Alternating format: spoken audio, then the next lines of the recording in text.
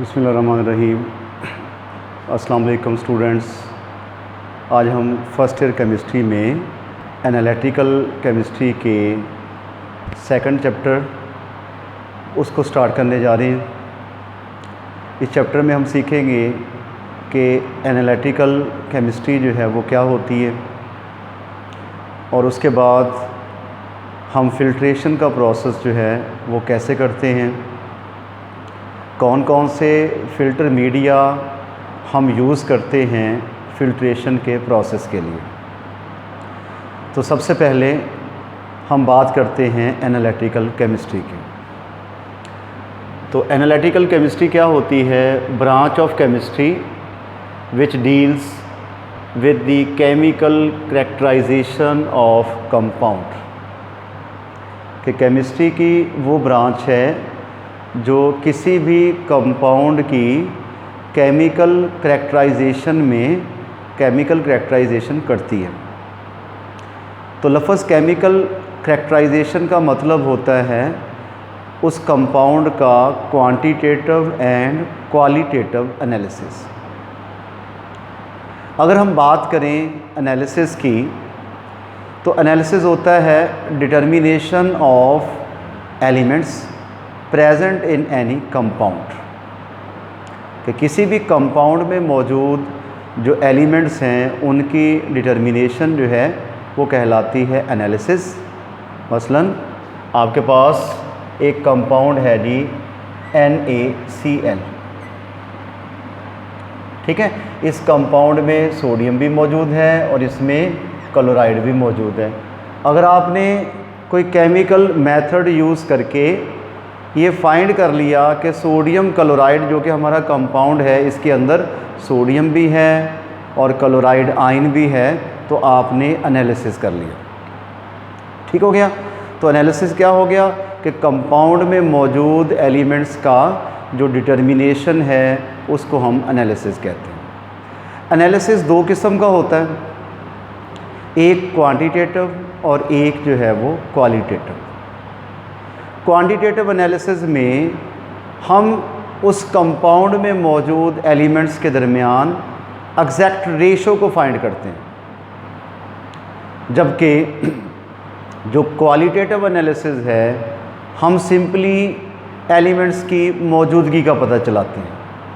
कि अगर हमें पता चले कि वाटर में जो है हमने फाइंड कर लिया कि वाटर में हाइड्रोजन भी है और ऑक्सीजन भी है, हाइड्रोजन 2:1 से है, यानी कि 2 आपके पास वाटर में हाइड्रोजन के एटम्स हैं और 1 जो है वो आपके पास ऑक्सीजन का है।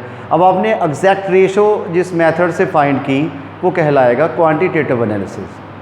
अगर आपने सिर्फ़ और सिर्फ उन एलिमेंट्स की शनाख्त की कि भाई इस वाटर के अंदर हाइड्रोजन भी है ऑक्सीजन भी है, सिर्फ आपने आइडेंटिफिकेशन की है, तो this analysis is said to be a qualitative analysis, ठीक है। तो केमिस्ट्री की वो ब्रांच जो किसी भी कंपाउंड का क्वांटिटेटिव एनालिसिस भी करती है और क्वालिटेटिव एनालिसिस भी करती है वो कहलाती है एनालिटिकल केमिस्ट्री।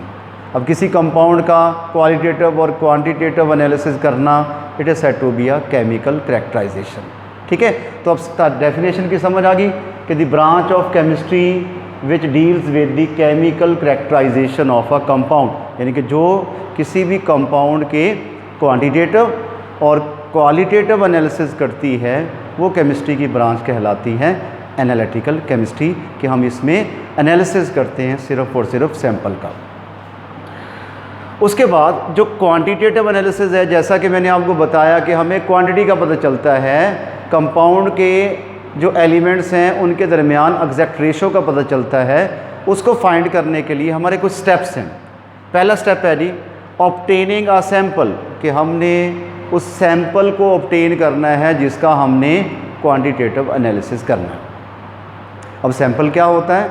सैंपल होता है portion of matter which is under observation under study, कि वो पोर्शन है जिसको हम स्टडी करना चाह रहे हैं। तो सबसे पहला काम क्या हो गया? ऑब्टेनिंग अ सैंपल, और दूसरा हो गया सेपरेशन ऑफ डिज़ायर्ड कंस्टिट्यूएंट्स, और तीसरा हो गया मेजरमेंट एंड कैलकुलेशंस, और चौथा हो गया ड्राइंग कंक्लूजन, उसका हम रिज़ल्ट निकालते हैं।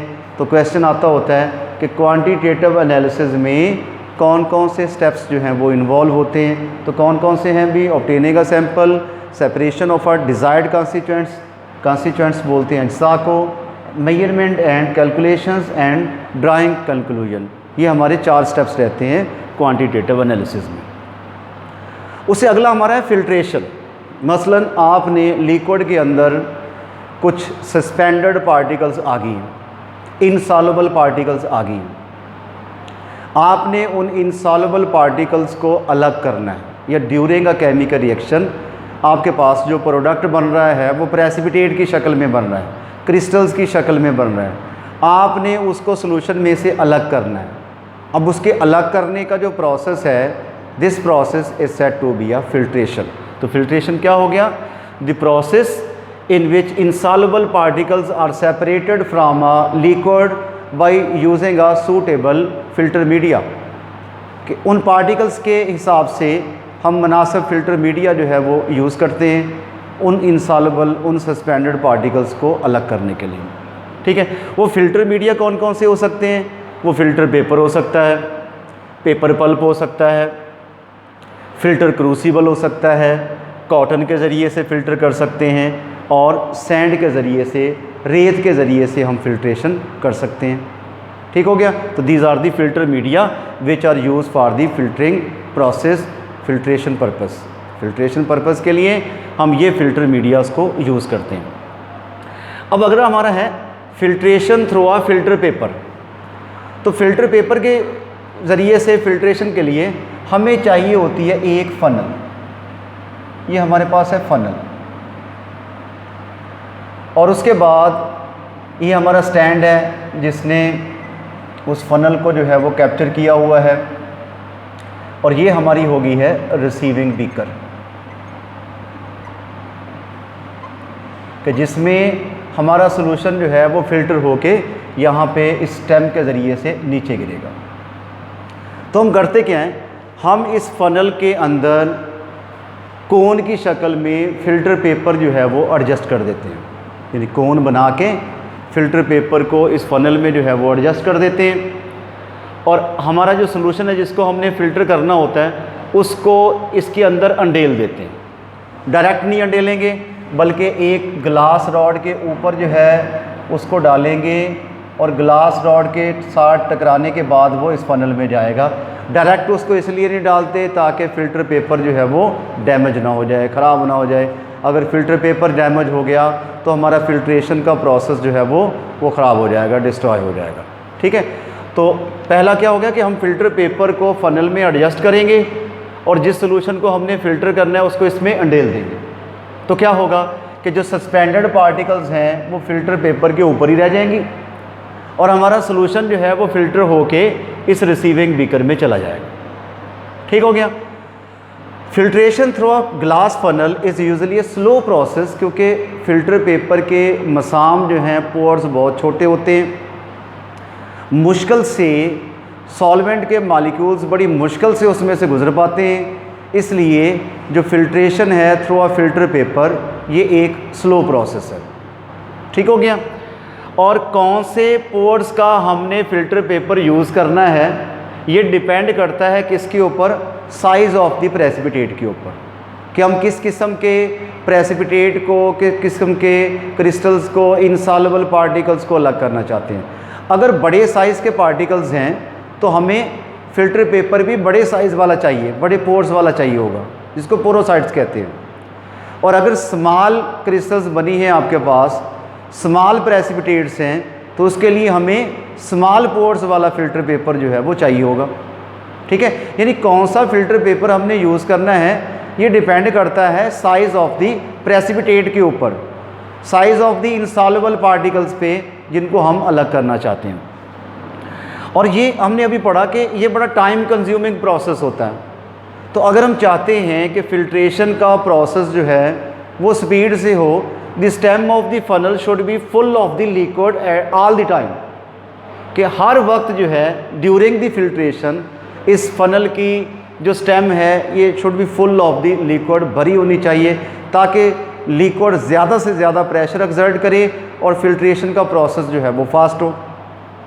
तो फिल्ट्रेशन के प्रोसेस को फास्ट करने के लिए the stem of the funnel should be full of the liquid all the time during the filtration. और उसके बाद जी इसका 1/4 to 1/2 पार्ट जो पार्ट है इस फनल का, इस पेपर का, वो खाली रहना चाहिए at the end of the filtration. और दूसरा ये है कि इसकी जो स्टेम है it should be touch the walls of the receiving beaker. इसको टच करना चाहिए रिसीविंग बीकर की वॉल्स को। उसका फ़ायदा ये होगा कि स्प्लैशिंग प्रोड्यूस नहीं होगी।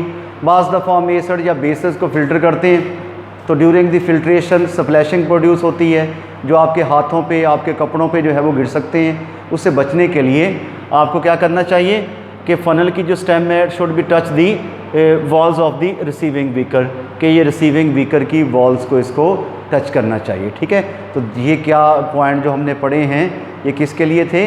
ये हमारे फिल्ट्रेशन थ्रू फिल्टर पेपर के लिए थे।